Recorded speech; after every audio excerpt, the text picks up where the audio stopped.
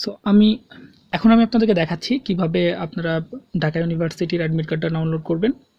So সেটা করার জন্য প্রথমে আপনাদেরকে আপনাদের ফোন থেকে একটা ব্রাউজারে যেতে হবে, অ্যান্ড সেখানে যাওয়ার পর আপনারা সিম্পলি সার্চ বক্সে সার্চ করবেন admission.eis.du.ac.bd। আপনারা যদি এইটা লিখে সিম্পলি সার্চ করেন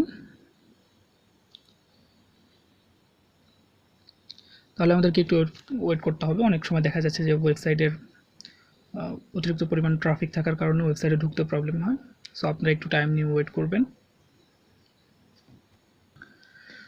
সো পেজটা লোড নেওয়ার পর আমাদের সামনে ঠিক এই ধরনের একটা পেজ আসবে এবং এখান থেকে আমাদেরকে আমাদের অ্যাডমিট কার্ডটা ডাউনলোড করতে হবে।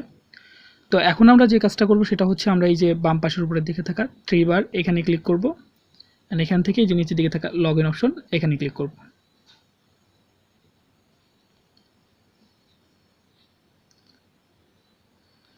এতে তাহলে আমাদের সামনে এই ধরনের একটা পেজ আসবে, লগইন এর পেজ, এবং এখান থেকে আপনাদেরকে যে কাজটা করতে হবে প্রথমে আপনাদেরকে আপনাদের এইচএসসি রোল দিতে হবে। তো আমি আমার রোলটা দিয়ে দিচ্ছি।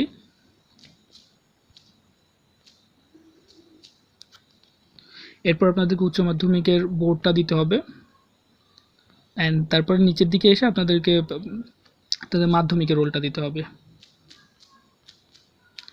সো সব কিছু ঠিকঠাক মতো দেওয়া হয়ে গেলে আপনারা সিম্পলি নিচের দিকে যে দাখিল করুন অপশন আছে এখানে ক্লিক করবেন।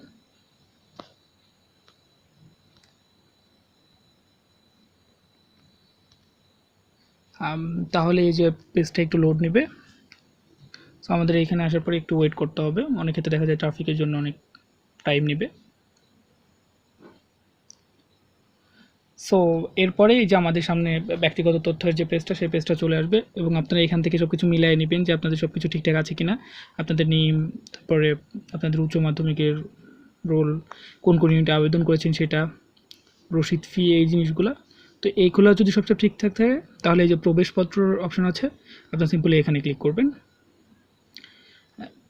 এখানে ক্লিক করার পর আপনারা দেখতে পাবেন যে আপনাদের ফোনে একটা প্রবেশপত্র ডাউনলোড হওয়া শুরু হয়ে যাবে, অটোমেটিকলি একটা ডাউনলোড হতে থাকবে। সো আমরা একটু ওয়েট করতে হবে, নেটের স্পিডের উপর ডিপেন্ড করে এটা সময় নেবে। সো ডাউনলোড কমপ্লিট হয়ে গেলে এই যে দেখতে পাবেন আপনাদের সামনে আপনাদের ঢাকা ইউনিভার্সিটির যে অ্যাডমিট কার্ডটা সেটা কিন্তু সিম্পলি ডাউনলোড হয়ে যাবে এবং দেখতেই পাচ্ছেন খুবই সহজ একটা প্রক্রিয়া, মাত্র কয়েক মিনিট সময় লাগবে। আপনারা জাস্ট কয়েকটা minute simply step by step follow করার মাধ্যমে খুব সহজেই অ্যাডমিট কার্ডটা ডাউনলোড করে নিতে পারবেন। সো ধন্যবাদ পুরো ভিডিওটি দেখার জন্য। আশা করি ভিডিওটি ভালো লেগেছে এবং এরকম আরও ভিডিও ভবিষ্যতে পাওয়ার জন্য চ্যানেলটা সাবস্ক্রাইব করে রাখতে পারেন। আর কোনো ধরনের প্রশ্ন থাকলে সে প্রশ্নগুলো আমাকে কমেন্ট বক্সে করতে পারেন। ধন্যবাদ পুরো ভিডিওটি দেখার জন্য।